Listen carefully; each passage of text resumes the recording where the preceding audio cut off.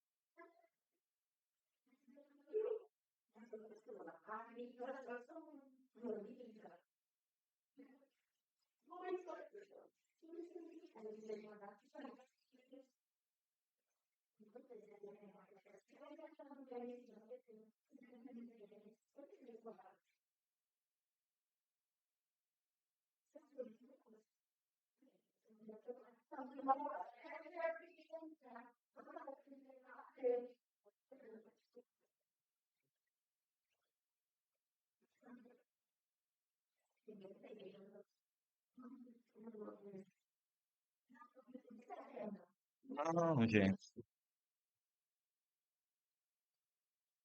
Todo mundo se... Não sei. Não tá nem na lista. Deve ter alterado e jogado você pra cá. Mas não vai ter um problema não, gente. Pelo amor de Deus. Vamos lá. Eu tava esperando chegar mais pessoas. Qual o objetivo dessa oficina, gente? Não é preparar de forma conteudista para o Ubernet. Pode entrar, Lucas. Pode entrar. Cuidado com o fio. Porque se derrubar só tem esse. Então, como eu estava falando, o objetivo dessa oficina não é preparar de forma conteudista, certo? É dar dicas de como vocês vão responder as questões, certo? E aumentar as chances de acerto na prova objetiva. A ideia é que o treinamento ele não fique apenas nessa semana antes da UBMEP. Terça-feira já é a nossa prova. Infelizmente, o que eu queria desde o início era que esse treinamento já acontecesse, certo? Desde o início. Mas não se tinha esse, não tinha como andar com esse projeto, certo? Então, qual que é a ideia? Depois que for feita a prova objetiva, esses primeiros dias aqui, o primeiro dia vão ser os dois níveis juntos, aí amanhã é só nível 2 e quarta é o nível 3. Ou, amanhã é só nível um e quarta é nível 2. Aí eu vou falar sobre isso.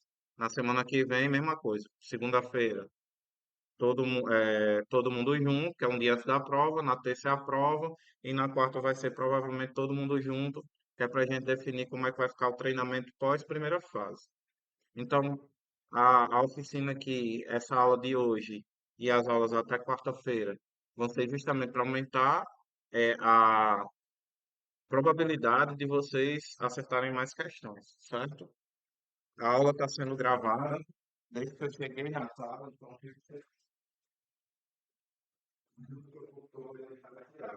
mas eu vou ouvir, ó, né, para eu saber o que eu falar que é besteira.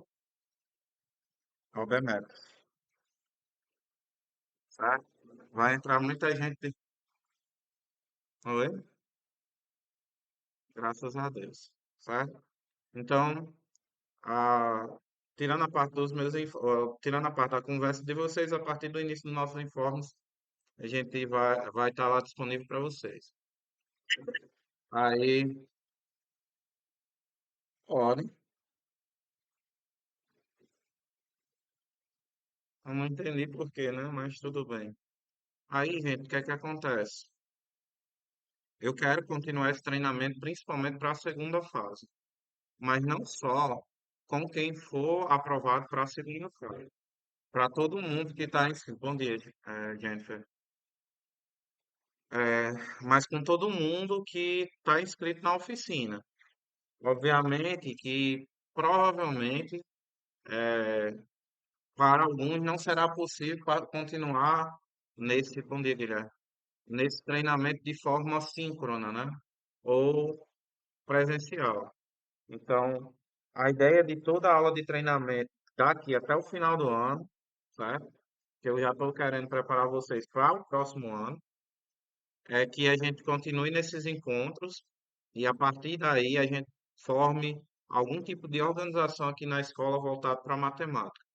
Todo o meu objetivo de todos os trabalhos desse ano é que a gente monte um laboratório de matemática aqui na escola. Vocês vão ver, principalmente quem está comigo dos sétimos e oitavo anos, que quando for desenvolvida a feira de matemática, a gente vai ter material para ser trabalhado no laboratório especificamente, certo? Então, se preparem que vocês vão dar o pontapé nesse local para a própria educação matemática, certo? Então, todos aqui me conhecem, meu nome é Fernando, sou formado em matemática pela UFRN, professor aqui da Maria Letícia, e atualmente estou no programa de mestrado profissional lá na UFESA, em Mossoró. Aí eu ia pedir para que vocês se apresentassem aqui, só que eu acho que é desnecessário. Todo mundo se conhece, tá? Mas aqui tem alunos do sexto até o nono ano, tá? Sexto, sétimo, oitavo e nono. Vocês foram escolhidos a dedo por mim, obviamente. Alguns se inscreveram, eu mantive, e outros foi porque eu escolhi mesmo, né? Acho, inclusive, e mantive as inscrições daqueles que eu acreditava que realmente valia a pena continuar nesse treinamento, porque, gente, a UBMEP em si, ela é uma prova que descobre talentos em matemática, e não só em matemática. Não quer dizer que se você for um medalhista da UBMEP, que você vai ter que trabalhar com matemática o resto da sua vida. Pelo contrário, mostra o seu destaque. Esse destaque, ele vem sempre com algumas recompensas, né? Então, a matemática, dentre as Olimpíadas que hoje vocês fazem, a UBMEP, na verdade, ela vem como a mãe de todas. Depois da UBMEP, por causa dos baixos índices de matemática, né, no nível de matemática daqui do Brasil, surgiram essas Olimpíadas. Hoje você tem a Olimpíada de Biologia, você tem a Olimpíada de Física, de Química, de História, a própria UBMEP, tem a Olimpíada de Língua Portuguesa. Esse ano vocês não fizeram a de português, mas ano que vem já tem, certo? Então, são... ela trouxe isso para a gente. Quais são os benefícios da participação? Vocês precisam entender que a prova da UBMEP ela não foca apenas no conteúdo de matemática. Se fosse assim, era para ser dividido só sexto ano, só sétimo, só oitavo, só nono, primeiro, segundo, terceiro. Na verdade, ela é dividida em níveis e eu vou falar mais para frente sobre isso. Então, participar de um evento de uma prova como a OBMEF vai te dar a abertura de portas para outras situações. Hoje na nossa escola a gente tem uma medalhista que é a aluna Vitória, aluna do sétimo ano, e para ela já está colhendo alguns benefícios disso já agora, né? Que não tinha na época, por exemplo, que eu fui medalhista. Eu não tinha isso de ter acompanhamento, professor. Eu só fui ter acompanhamento quando eu estava na graduação, ou seja, depois que eu terminei a educação básica. E aqui, né, para a nossa escola, isso é de grande valia. Para mim, especificamente, que foi minha primeira aluna medalha, minha primeira olímpica. E eu quero transformar a Maria Letícia em um berço de alunos olímpicos. A gente aqui vai desenvolver mais o raciocínio lógico de vocês. E isso não vai ajudar apenas em matemática, isso vai ajudar em tudo na vida de vocês. A matemática, ela é responsável por uma parte do cérebro de vocês, né? Que é a parte de lógica matemática. Então, a gente vai desenvolver isso aqui. Fazer conta para fazer conta, vocês já fazem lá na aula de vocês de matemática do sexto, do sétimo, do oitavo e no nono ano. Aqui não. Aqui a gente vai aprender técnicas hoje, na aula especificamente. São estratégias de resolver questões objetivas, tá? E nos próximos momentos a gente vai focar na prova. E depois, quando terminar a primeira fase, a gente vai focar no estilo de prova da segunda fase. Então, eu vou preparar vocês para a prova.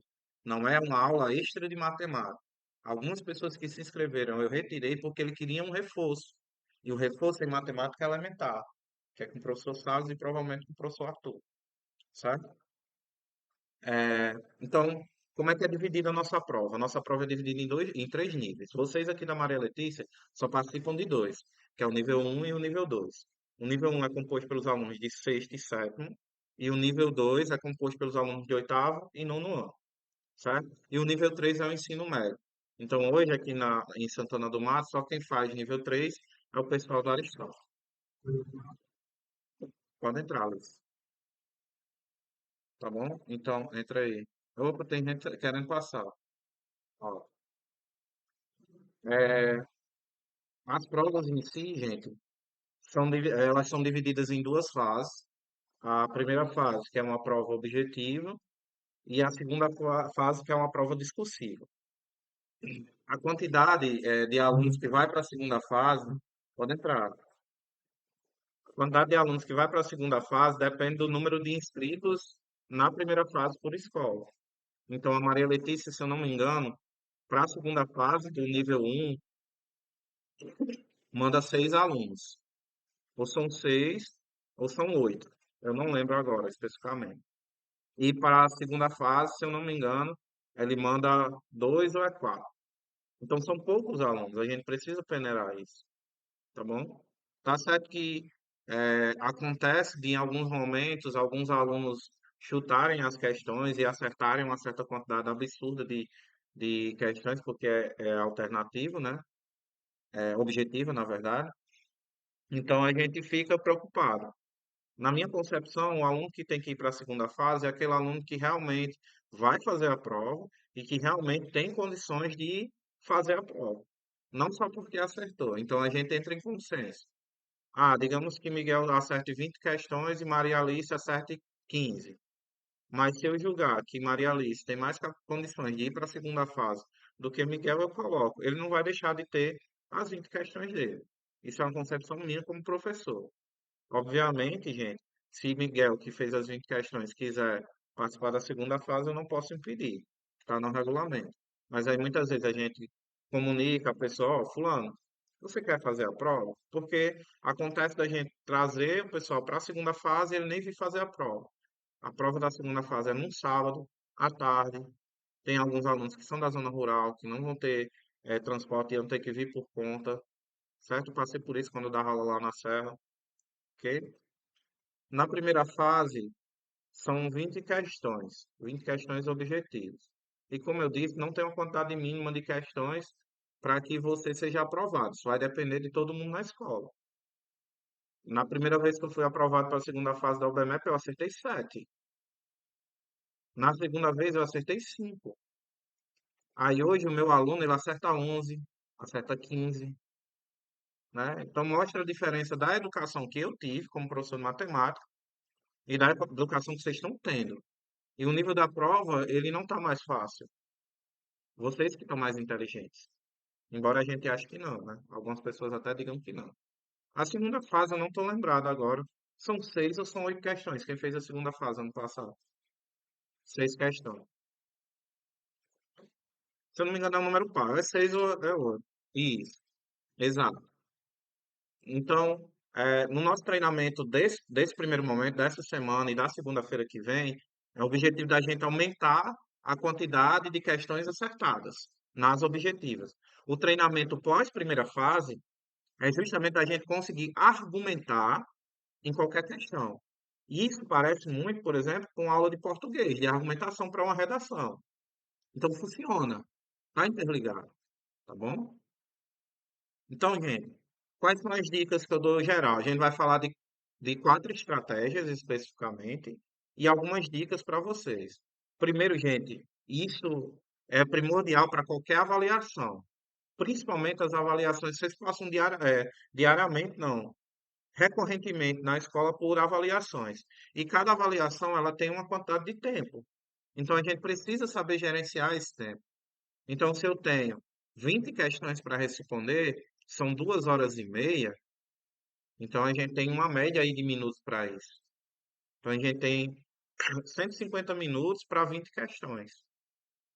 E isso dá menos, né, deixa eu ver aqui, pouco mais de 7 minutos, menos de 8 minutos por questão. Então, é um tempo bem significativo. Claro que algumas questões a gente vai resolver na lata, 1 minuto, 2 minutos, e outras a gente passa 15. O ideal, gente, é que a gente não chute. Chutar é a última opção. E a única que eu não acho válida. Porque não, a que você está não é aleatório. Então, se você acertar, não tem nenhuma, vamos dizer assim, nenhum benefício para você. Às vezes você usa uma estratégia e ainda erra, porque a gente vai usar a estratégia de chute, porém, depois de usar outras, para eu aumentar as chances de eu acertar. Então a gente precisa distribuir esse tempo, pensar, poxa, eu estou demorando muito nessa questão, mas eu sei que eu estou indo no raciocínio ok. Então será que vale a pena eu investir nela logo de cara? Se você tem 2 horas e meia e tem 20 questões, primeira coisa, fazer a leitura da prova. Chega uma questão que eu acho que eu sei fazer e que não está me dando trabalho, eu continuo nela. Mas aí eu vou para outra, eu começo a ver, eu entendo a questão, porém eu sei que vai dar trabalho, eu vou para outra. Eu escrevo lá na prova, que não tem nenhum problema, eu escrevo lá na prova qual o raciocínio, ó, essa questão eu posso fazer de tal forma. Pronto. Ah, essa questão a gente vai chamar estratégia, eu vou colocar aqui, tem uma delas que é o uso de diagrama. Então, essa daqui eu vou usar a estratégia do diagrama. Aí eu vou passando para outras, certo? Vou usar tentativa e erro. Aí eu vou passando para outras. Dessa forma, você não se prende a uma questão, vai fazer o maior número de questões possíveis de forma tranquila, e depois você vai usar as estratégias daquelas que você julgou um pouco mais difíceis. Dessa forma, você otimiza seu tempo. É igual na prova que você faz de qualquer disciplina, português, matemática, ciências. Você chega, tem uma questão que você sabe como faz, só que ela é muito extensa, então guarde ela para o final. Porque o tempo que você perde, entre aspas, naquela questão poderia ser utilizado para resolver duas ou três. Então, você otimiza a quantidade de questões que você tem para acertar. É isso que eu estou tentando falar para vocês. Ler e entender a questão. Gente, isso é interpretação.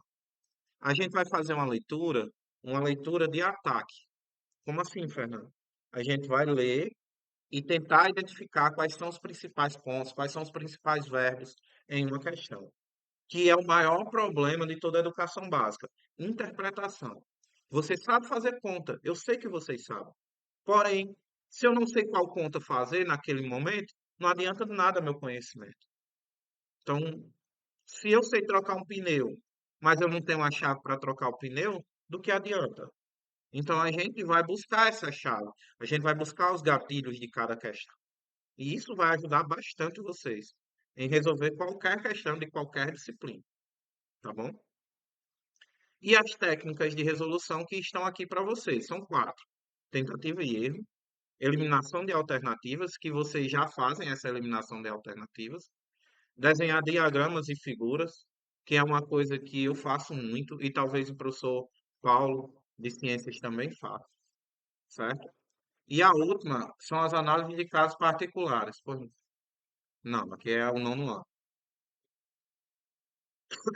E a análise de casos particulares, porque às vezes, pronto, eu vou usar um conceito de oitavo ano que é porcentagem. Às vezes eu quero calcular a porcentagem de alguma coisa específica. Só que o número é muito grande e a porcentagem vai complicada. E aí eu fico preso àquilo e acho que a conta é difícil. A ideia é, traga para um caso mais simples. Se eu tenho que calcular 10% de 1.236.000, faça 10% de 10, 10% de 100, e depois veja o que é que acontece e tenta aplicar aquele acontecimento no que você realmente quer. Então, cada uma delas, né, vai ter seu valor para a gente, ok? Até aí, tá tranquilo de acompanhar, gente? Lembrando, mais uma vez, que essa aula está sendo gravada. E aí, se vocês quiserem tirar dúvidas, fiquem à vontade, tá certo? Em qualquer momento, pode me interromper se tiver uma pergunta ou qualquer coisa parecida. Esse material vai ser disponibilizado para todo mundo. Como alguns que já me conhecem, sabe que eu gosto de usar o Google Sala de Aula. Eu vou montar uma aula para o treinamento, onde eu vou colocar as videoaulas, e disponibilizar também os slides e talvez a gente vá resolver algumas questões de prova, principalmente amanhã, né? E depois a gente vai focar na prova em si. Eu vou pegar uma prova e a gente vai tentar desmembrar. Então vamos para a primeira estratégia que é a tentativa e erro. Tentativa e erro, às vezes parece, não, vou marcar essa, depois vou marcar outra, depois marcar outra. Não. Se você tem a definição da estratégia, se você é um método de resolução de problemas onde são feitas várias tentativas diferentes para encontrar a solução correta. Então, cada tentativa é uma hipótese, ela vai ser testada, e se você tiver um resultado positivo, beleza, se tiver um negativo, você vai passar para o próximo, certo? Então, se eu digo que um número vezes outro, deixa eu pegar aqui a caneta. Se eu digo, por exemplo, eu tenho um número vezes 3 é igual a 5 ou 15. Aí a tentativa e erro, a gente vai ver um exemplo, mas é tipo, que números que vezes 3 vai dar igual a 15? Se eu não souber, quanto é 2 vezes 3? Ah, 2 vezes 3 é 6. Então não é esse valor. Está muito longe. Aí se eu fizer 7 vezes 3, dá quanto? Ah, dá 21. Então significa que o valor que eu quero está entre 2 e 7. Então eu já estou limitando na tentativa e erro. É isso. Não tem muito o que fazer. Então, quando é que a gente vai usar isso? Quando for questão de múltipla escolha, todas essas estratégias elas estão baseadas em questões de múltiplas escolhas. Quando você consegue identificar as alternativas incorretas, por mais que você teste alternativa a alternativa, não é uma coisa muito difícil ou muito trabalhoso testá-la. Não faz muito sentido. Ah, se eu tenho que fazer uma conta gigantesca, eu não sei se o nono já chegou em equação de segundo, mas forma resolutiva para a equação de segundo grau, que é um cálculo bem grande. Então, se eu fosse testar em cada uma delas esse cálculo grande, não fazia muito sentido, porque eu vou perder muito tempo. E o objetivo dessas estratégias é justamente a gente não perder tempo. E aí, por muitas vezes, a gente vai combinar mais de uma. Espera aí que o computador está carregando.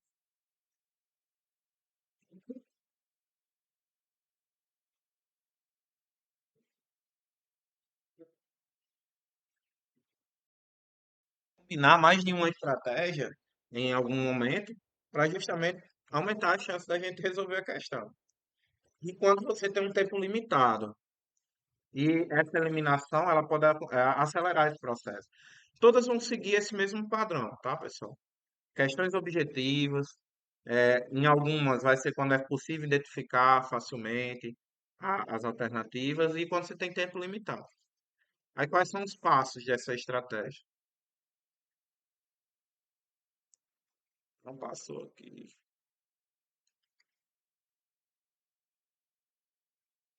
Primeiro, entender a questão. Então a gente precisa fazer uma leitura atenta. Como é que a gente faz uma leitura atenta, Fernando? Como é que eu ganho experiência nisso? Lendo. É ler um texto. Depois você lê um texto, qualquer texto, não precisa ser um texto grande. Pode ser um texto médio, um texto pequeno. Depois, tente lembrar de qual é a ideia do texto.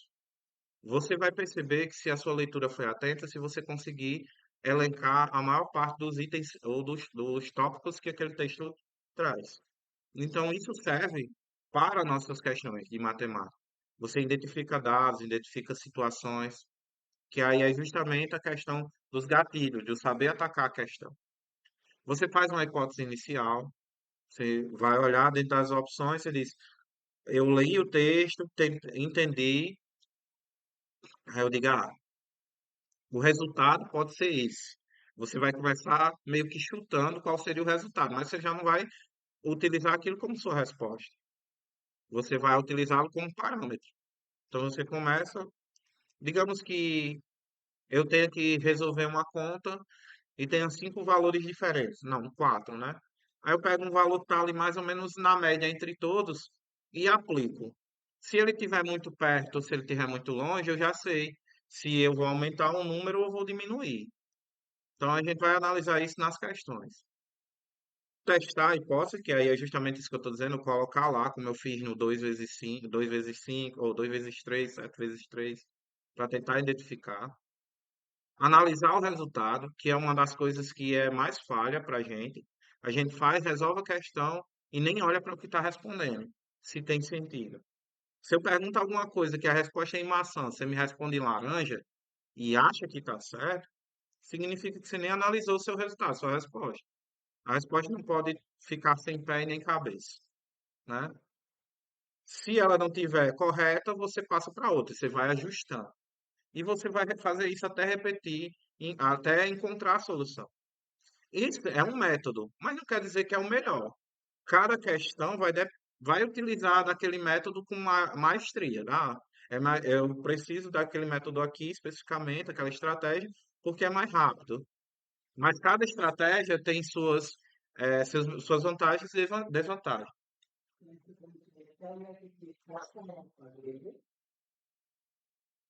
Acho que não.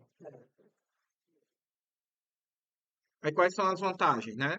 É simples, cara, não tem que pensar muita coisa, é só pegar aqueles valores, aquelas respostas e aplicar.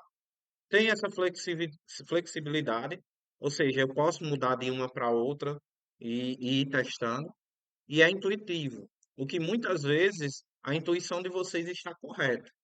Se você analisa e interpreta, você tem uma ideia daquilo, a sua intuição está contigo. E muitas coisas, muitos resultados de matemática vieram justamente por causa da intuição dos matemáticos. Os caras, poxa, eu acho que isso dá certo. Vamos testar. Então ele faz o teste e ele chega no resultado, não é que dá? É essa a ideia. Quais são as desvantagens? Pode demorar demais. E tempo não é uma coisa que a gente tem para ser muito gastas. E não é sistemático. Como assim não é sistemático, Fernando? Eu não tenho uma sequência. Ah, você vai testar essa, depois essa, se surgir as situações.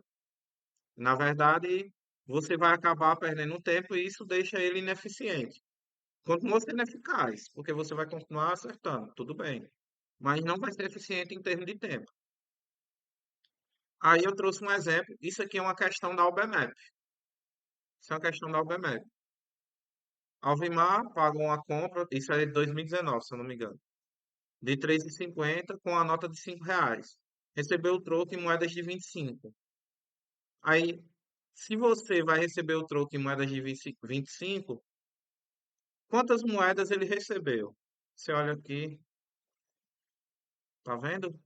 Vocês foram diretos, vocês usaram a estratégia de tentativa e erro, mas, por exemplo, se eu tivesse aqui o 4, por que que a gente não tenta o 4?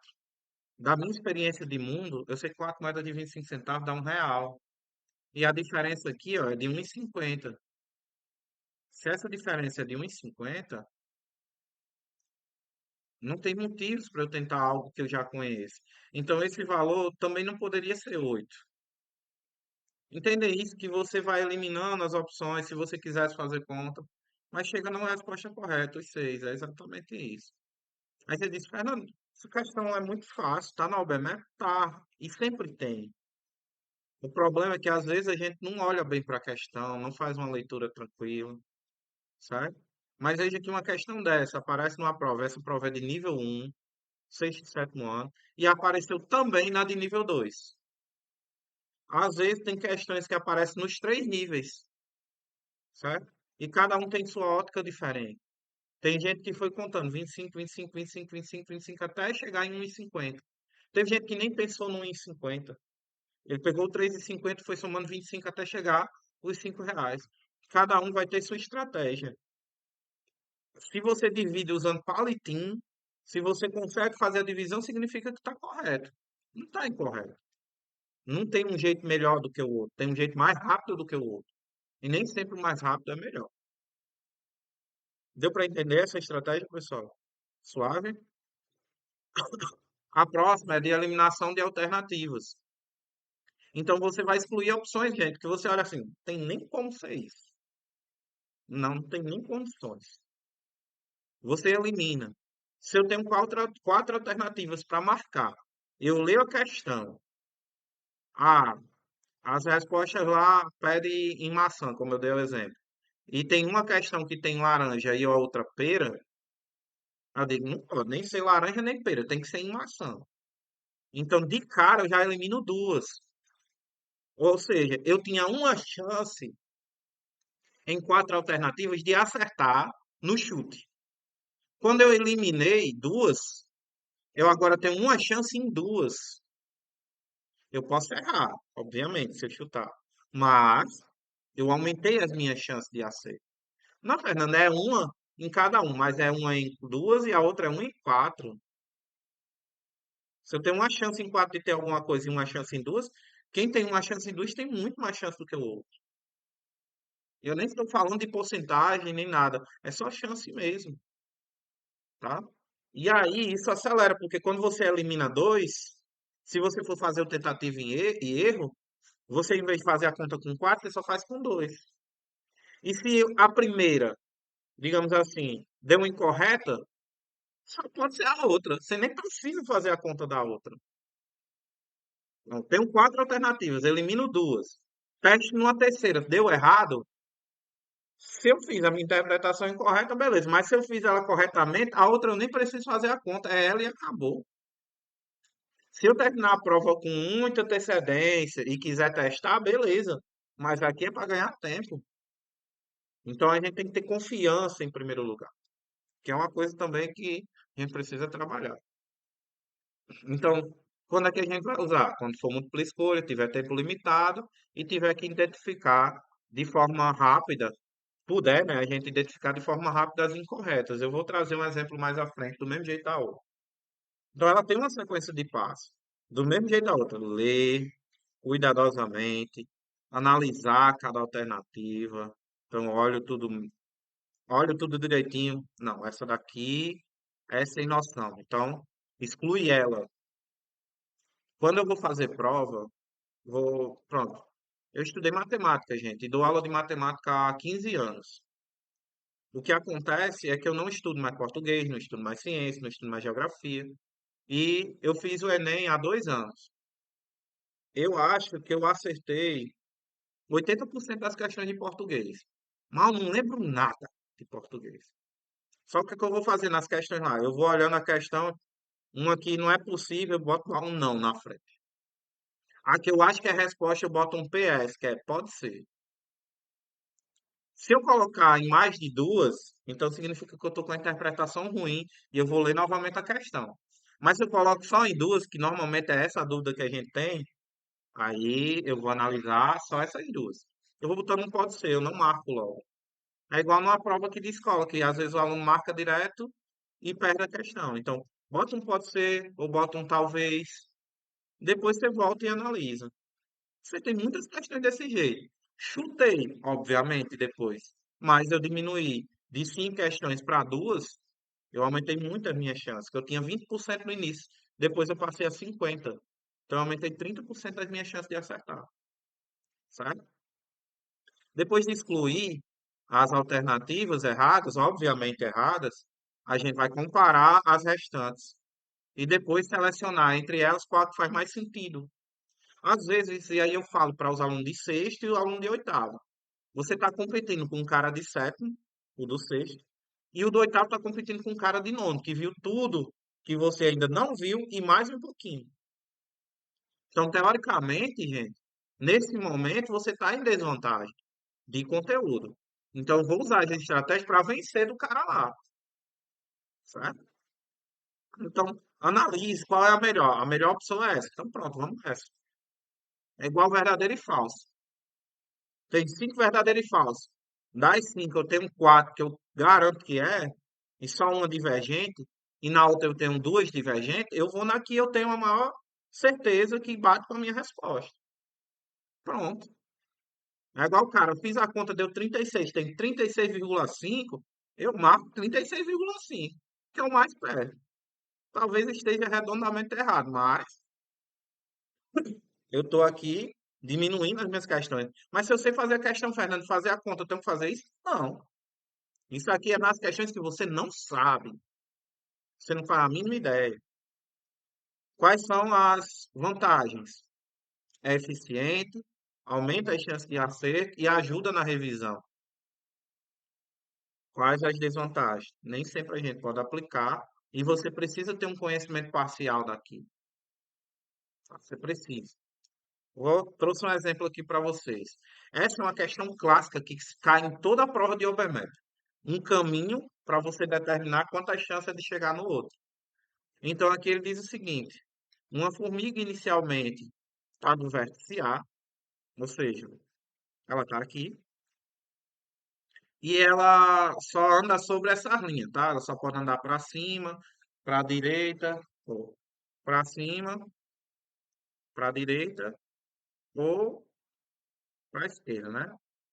Não, é para a direita e para cima só. Ela só pode andar nesses dois sentidos. Até chegar no B. Aí ela pergunta de quantas maneiras, né? Eu posso passar pelos quatro pontos destacados, por algum, né? É pelo menos um dele. Pode dizer.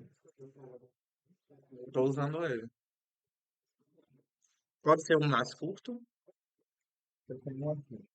Eu só podia porque eu ia ficar em cima. Eu tenho um microfone aqui que é não. Aqui, ó.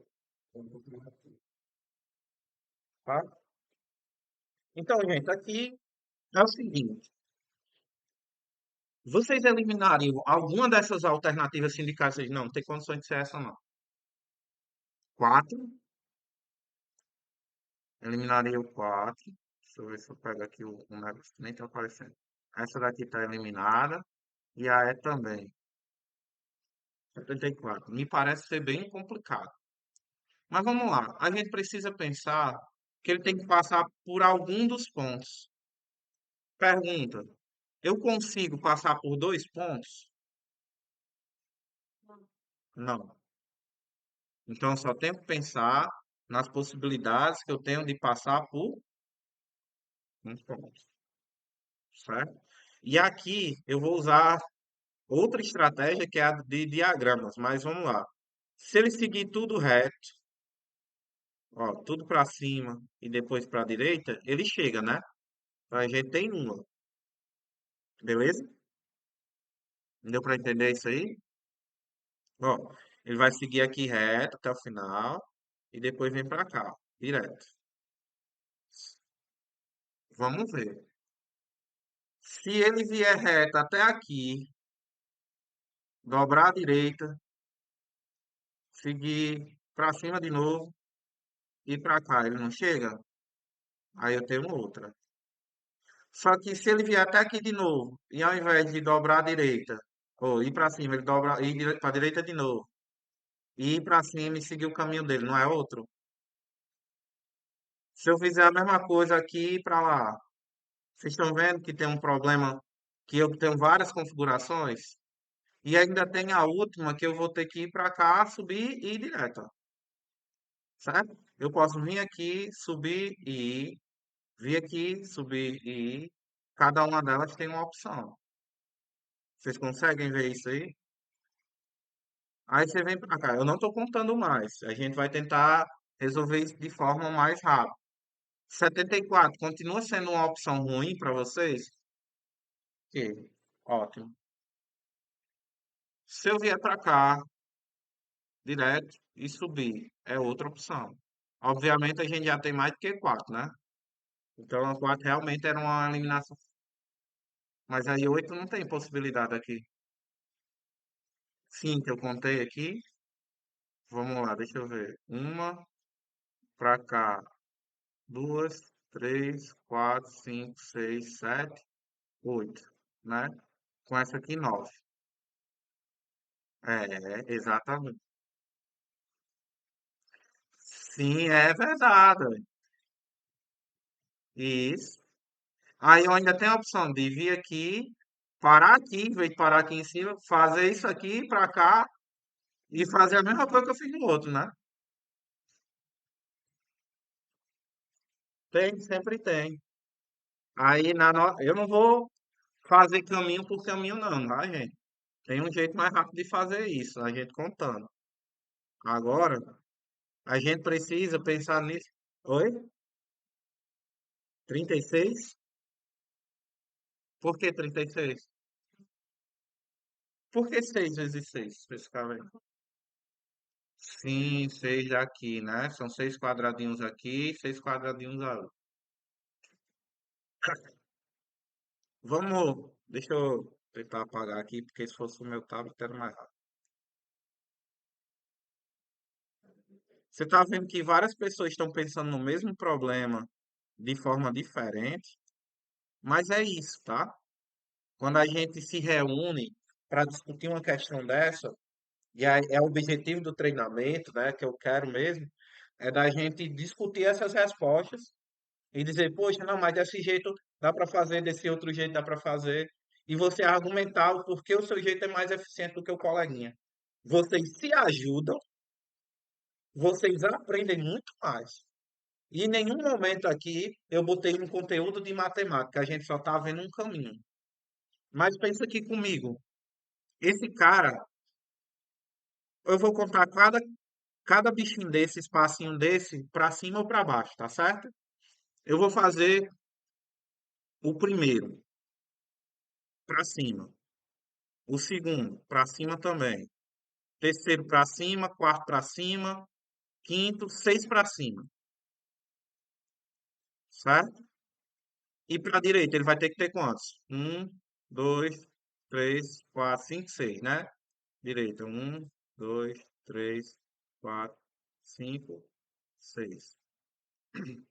Agora, eu vou analisar outra situação, que eu vou pegar que passa por esse ponto aqui, certo?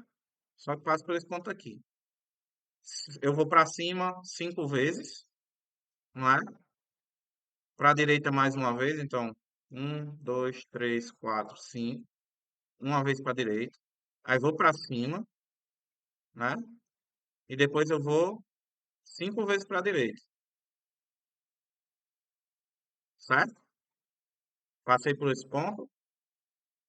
Deu para ver isso aí? Ó, um para cima, dois, três, quatro, cinco, certo? Um para a direita, outro para cima. Então eu tenho seis para cima. Um, dois, três, quatro, cinco e o sexto, né? Seis para a direita. É a mesma configuração desse outro, certo? Todos os demais eles vão seguir esse mesmo padrão. Esse problema, se for resolvido dessa forma, a gente consegue resolver bem rapidinho. Mas, obviamente, que o meu objetivo aqui não é resolver essa questão especificamente, é mostrar essa estratégia. Nessa brincadeira, vocês eliminaram duas. E claramente a B também é eliminada, certo? Aí você tem entre essas duas aqui, se eu for chutar, eu aumentei de 20% para 50% as minhas chances. Então, eliminando as alternativas faz com que a gente tenha mais uma ideia direta. Obviamente, gente, a gente vai resolver essa questão só na próxima aula, tá certo? Se vocês tiverem curiosidade de tentar resolver, acho muito bom vocês já trazerem na próxima. A próxima aula é o desenhando diagramas e figuras. Eu vou desenhar as coisas, como eu fiz aqui, ó. Sair riscando os caminhos é uma forma de diagrama. Então eu vou fazer um carro que se move. Então eu desenho um carro. Problema seu se você não gostou do meu carro, certo? Aí eu vou desenhar uma pessoa que está chutando uma bola. Meu desenho aqui, ó, eu sou muito artista.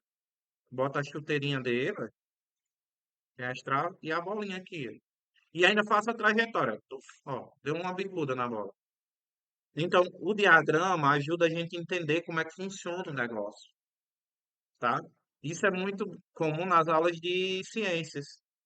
Eu, particularmente, quando dava física, eu gostava muito de fazer esses desenhos. Os meninos adoravam. Não sei vocês, mas eles adoravam, certo? Então, a gente pode incluir desenhos, esquemas, gráficos. A gente pode fazer uma árvore de possibilidades. Se eu, por exemplo, lançamento de moeda. Uma moeda, ela tem duas possibilidades. Ela pode dar cara ou coroa. Se eu lançar a moeda mais uma vez, no segundo lançamento, ela pode dar cara e também pode dar coroa. Mas esse segundo lançamento não é só para cara, ele também é para coroa. Então, eu estou fazendo aqui é o primeiro lançamento, segundo lançamento, e aí eu posso ver todas as possibilidades. Não, é speaker, eu acho. BT speaker, tá? Então, fazer esse gráfico, desenhar, às vezes é melhor do que fazer a conta. Você está pegando o desenho e tentando entender como foi a situação. Às vezes o cara diz assim, fulano estava correndo, bateu com a testa no chão. Foi correndo ou foi no açude? Foi andando, pronto. A pessoa que a gente não sabe quem é, estava andando, caiu e bateu a testa no chão. Mas como foi essa queda? Porque você pode dizer que essa queda ela bolou e depois bateu, né? Mas pode ser só aquele tropeção que você cai com os peitos no chão, de mão aberta. Cada situação você pode ter, que ela caiu só a poiqueira aqui, ó, em posição fetal, ó, e o dedo na boca. Pronto, perfeito. Mas uma pessoa que anda olhando pro chão é estranho, né? Eu ainda acho estranho. Mas aí, as situações do diagrama tornam mais engraçado. Desculpa te usar como exemplo, pessoa que ninguém que está assistindo a aula vai saber.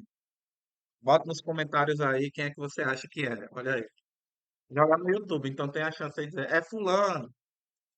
Mas o desenho, ele ajuda, certo? Ele ajuda a entender para onde ele está indo. Se eu pego, por exemplo, eu digo, ó, a bolinha aqui, ó, o desenho que eu fiz da bolinha. Eu botei uma seta com uma curva, uma trajetória, isso indica o quê? Que a bola está indo nesse sentido aqui, sentido para a direita. Então, eu consigo determinar algumas coisas pelo desenho. Quando vocês têm aquelas pinturas rupestres que o maluco tá assim, com a mão para cima, um negócio aqui, e aqui tem um elefante, o elefante tem aquelas presas dele, né? As patas do bicho aqui, ó. Então você diz, ó, ou o cara tá limpando o cocô do maluco, ou ele vai dar uma machadada nele, certo? Então são coisas que acontecem. E o desenho, o diagrama, ele ajuda nisso.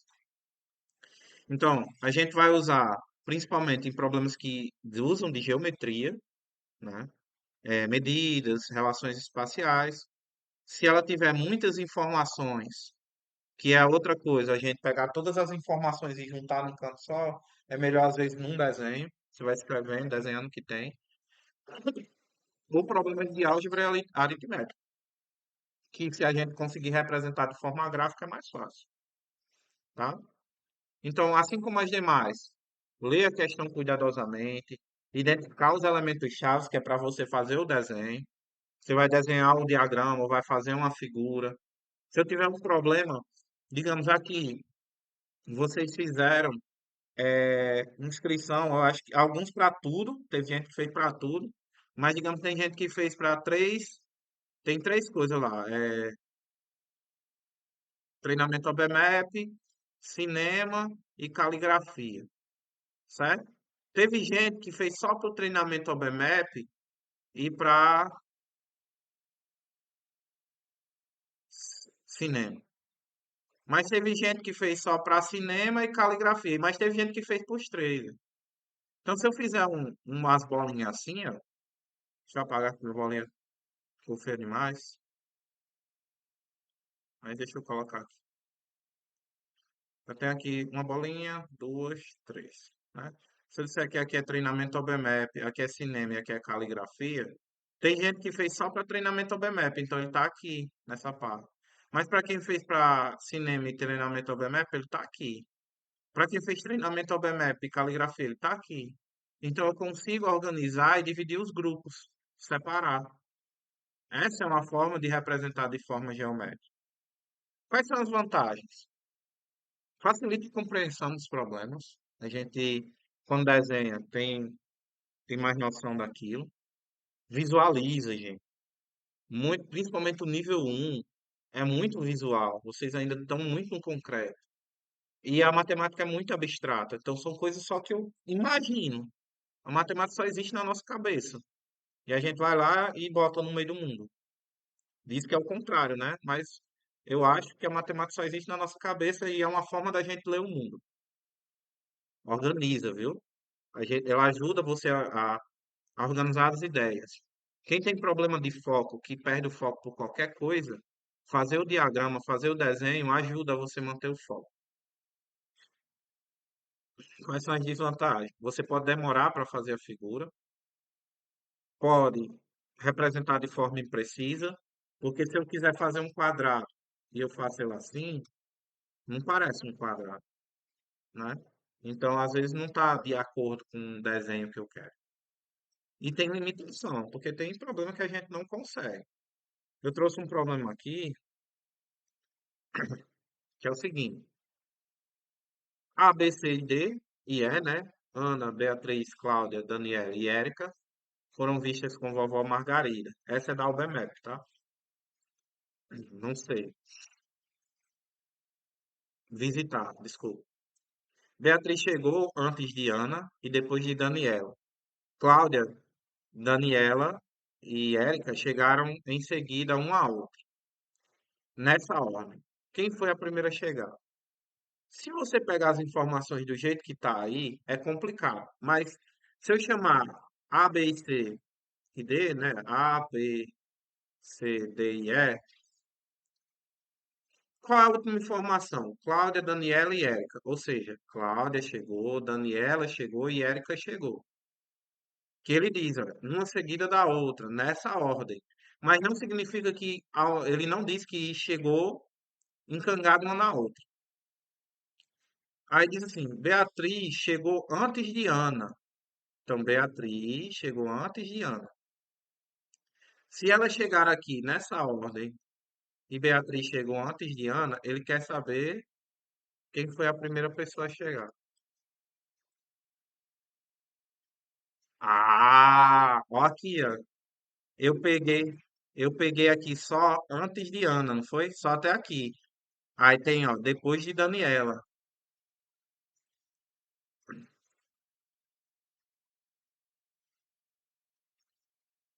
Então, ó, Cláudia, Daniela, exatamente. Aí quem chegou depois de Daniela? Tem a Érica, mais Beatriz e chegou antes de Ana e depois de Gabriela. Ou seja, Beatriz está depois de Daniela, que Gabriela, gente do céu. Daniela. Eu não sei por que eu botei a Gabriela.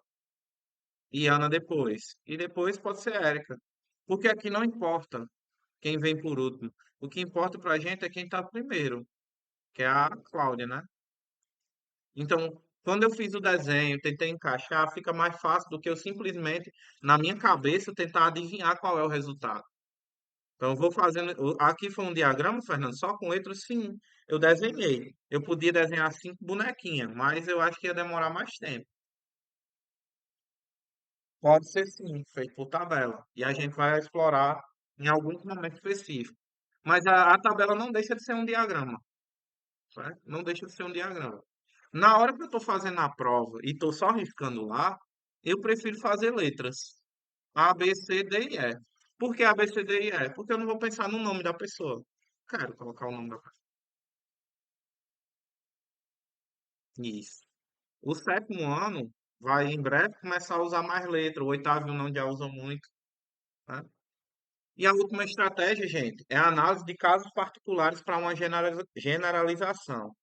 Como eu disse lá no início, a gente vê um exemplo mais simples e aplica um mais complexo. Essa é a ideia, tá? Você pega um exemplo mais de boa, um exemplo que eu consiga fazer a conta. O que é que acontece? Ah, eu vou fazer um cálculo de juros. Aí ele quer o juro de tantos, de tal valor a uma taxa tal. Então, eu não sei como vou fazer a conta. Vamos ver como é que funciona com 100, com 20, com 10, com números menores do que. Aí depois eu vou para o maior. O que é que acontece? Então, é essa verificação. E esse tipo de análise de casos particulares se remete muito, por exemplo, a um assunto que os meninos estão estudando no oitavo, que é de estatística. Quando você faz uma pesquisa, você faz numa amostra, você não faz no todo. Então, antes de aplicar o todo especificamente, a gente faz com uma galera e depois aplica para o pessoal. Entra nas ciências. Vou testar uma vacina. Eu testo numa população pequena, depois eu libero para a galera. Não é, eu quero e vai liberar, não. Certo? Quando é que a gente vai usar? Quando o problema parecer muito complexo, que a gente não consegue eliminar questões e tudo mais. Então, eu tenho que ver o comportamento daquilo. Quando você consegue identificar algum tipo de padrão, e isso é comum, a maioria das questões de matemática tem essa ideia, né? E quando você é, não consegue ter uma solução direta. E você tem que abordar aquilo de uma forma que você vai ter insight. O que é insight? É tipo um pensamento que vem na sua cabeça. Sabe aquela surpresa? É assim, então funciona desse jeito, certo? Então você vê uma aplicação mais básica para ir para uma mais complexa. Tem que ficar ligado na hora. Então, mesma coisa. Precisamos ler de forma cuidadosa, identificar os casos particulares. Então, eu vou dividir esses casos, ou todo o problema, em casos mais simples e casos específicos. Depois que eu resolver os casos particulares, né, eu vou tentar identificar padrão. Então, é tudo uma questão de análise. Então, a gente precisa sempre. O cara que é muito bom em matemática, não é porque ele sabe fazer conta. Qualquer pessoa, até mesmo analfabeta, consegue fazer conta. O problema é, eu consigo analisar o meu resultado, eu consigo visualizar esses padrões. Depois que eu tento identificar esses padrões ou o princípio que está que está acontecendo ali, eu generalizo a minha solução. Então, quer dizer que se eu somar 3 5 vezes, é a mesma coisa que escrever 3 vezes 5. Então, se eu tiver que somar 4 5 vezes, ao invés de eu fazer soma do 4, eu posso simplesmente escrever 4 vezes 5. Então você pega um caso mais simples, por exemplo, que é a adição, e depois aplica num caso mais complexo, que é a multiplicação. É um exemplo, gente, certo? E depois que a gente verifica, faz o cálculo, né? Generalizado, a gente verifica. Será que está de acordo? Será que deu no padrão que eu esperava que desse? Se não der, significa que eu fiz alguma análise diferente. Aí eu retorno e refaço essas coisas. Quais são as vantagens e desvantagens? É flexível, certo? A gente vai utilizar isso principalmente nos problemas mais complexos. Fa- Você consegue compreender melhor, ajuda na sua compreensão e consegue identificar de maneira mais fácil os padrões. Pode ser demorado, isso é um problema. Conforme o nível de complexidade do problema que vocês estão resolvendo, vai ficar mais complexo ainda e tem limitações. Aí eu trouxe um problema, inclusive, de matemática financeira. Uma loja de roupas ofereceu um desconto de 10% em uma camisa, mas não conseguiu vendê-la. Na semana seguinte, aplicou o desconto de 20% sobre o valor do preço. E essa camiseta foi vendida a R$ 36. Qual era o preço original? Essa é uma questão aqui é de nível 2. Essa é uma questão de nível 2. Aí você diz assim, eu vou ficar imaginando um valor? Não. Eu vou pensar em um valor mais fácil. Qual é o valor mais fácil para a porcentagem? 100. Tem uns valores mais fáceis para a gente comprar. Se eu vou tirar, se eu der um desconto de 10%, alguém sabe determinar quanto é 10% de 100? É 10. Então, quanto é que ficou o preço se fosse 100? 90. Show de bola. Exato. Aí, desses 90, ele teve um desconto de 20. Então, eu vou tirar dos 90, eu vou tirar 20%. Vocês vão entender onde eu quero chegar. 20% de 90 é 18, tá? Então, esse 18, ele passa a ser, vai passar a ser 72, certo? 72 em comparação ao 100, diminuiu quanto? Diminuiu 36. Ou seja, esse 36, pelo que vocês, eu acho que deu para perceber aqui nos 10%, equivale a 36% em relação ao preço original, tá certo? Aí você diz, e agora, Fernando, o que é que eu faço com essa informação? Se, quanto é 10% de 40? É só dividir por 10 isso aqui. É 4. De 45, é 4,50. De 47, 4,70. De 48, 4,80. De 50, 5. Deixa eu botar aqui, outro zero. Por que eu estou falando isso? Se eu sei que é 36% que vai tirar no real, ó, quando eu comparo aqui, ó, eu trouxe um exemplo mais simples. Se eu usar 30% aqui do 40, dá 12, né? Porque é 3 vezes isso. Se eu tirar daqui do 40, os 12, vai ficar 38. Ele não vai chegar, aliás, ele chega, né? 36? Não, 28, certo? Então esse daqui já não é o nosso. Do mesmo jeito para cá, se for 30%, só 20% é R$ 9, ele já vai para 36, esse aqui já não é. Mas, Fernando, tinha um jeito mais rápido? Tinha. Se eu for analisando aqui, eu vou eliminar esse, eu vou chegar nesse aqui. Mas como é que você sabe, Fernando? Aqui é 72, né? Se eu dividir 72 por 2, dá quanto? 36, né? Que é exatamente o que fica aqui, né? Significa que o valor que eu pensei aqui é exatamente o dobro do problema. Então, esse cara aqui é o dobro do resultado ok, que realmente interessa para a gente. Mas a gente vai tentar analisar. Isso aqui eu analisei do ponto de vista de porcentagem, que é de nível 2, para a gente não focar só no um. Mas a gente vai aprender a resolver essas questões de forma mais objetiva, tanto para o nível um quanto para o nível 2. Mas percebam que eu preciso fazer testes. Então, quando eu pego um valor específico, tem os valores que servem para determinada situação, né? Para a gente estar bem pertinho de finalizar, qual é a minha dica para vocês, principalmente quem quer realmente se dar bem na UBMEP? Primeiro, vocês precisam montar um cronograma de estudo, gente. Eu quero UBMEP? Quero. Então, UBMEP, OBA, Olimpíada de Língua Portuguesa, seja qual for a situação. Eu quero alguma coisa, eu quero passar numa prova, então eu preciso especificamente de um objetivo. E quando eu tenho um cronograma, a gente consegue focar naquilo. Ah, hoje eu tenho que estudar eh, potenciação. Então, eu vou focar em potenciação. No meu cronograma, eu faço o meu planejamento para a semana do que eu quero estudar, do que eu preciso estudar. Se for organizado, top. A alimentação. O que é que tem a ver, né? A gente precisa comer bem, para o cérebro funcionar bem. Então, quando a gente come muita besteira, a gente fica cansado, a gente não tem energia e, consequentemente, pensar gasta muita energia. Se eu não tenho uma alimentação saudável ou balanceada, isso vai prejudicar.